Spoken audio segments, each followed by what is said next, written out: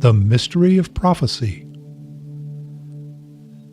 In our context here, we'll consider prophecy as an ability to see beyond the natural realm with its many limitations, and somehow glimpse events and occurrences that are beyond the veil, so to speak. There have been and are many people who seek to foretell the future.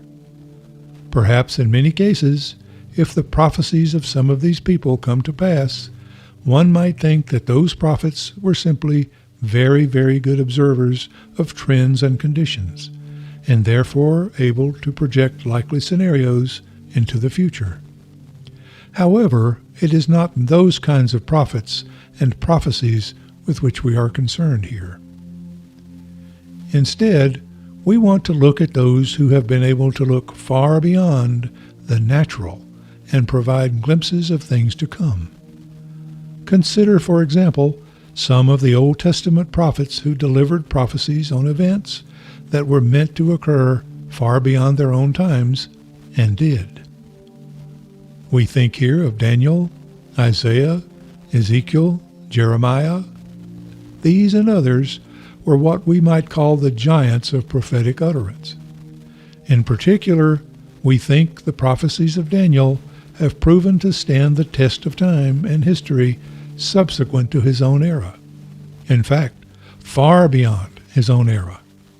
His predictions of future empires and events would seemingly be impossible for him to discern without the assistance of a supernatural element. Prophets have always claimed that their predictions have been revealed to them by God or angels.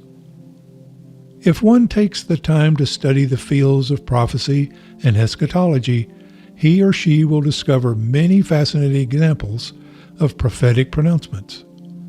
That study is not, however, what we are concerned with here. What we want to know is, how is this possible? Certainly, it is impossible to understand how prophets can accurately forecast events concerning nations and technologies and events that absolutely did not exist in their own time. Perhaps we might consider an explanation that goes as follows.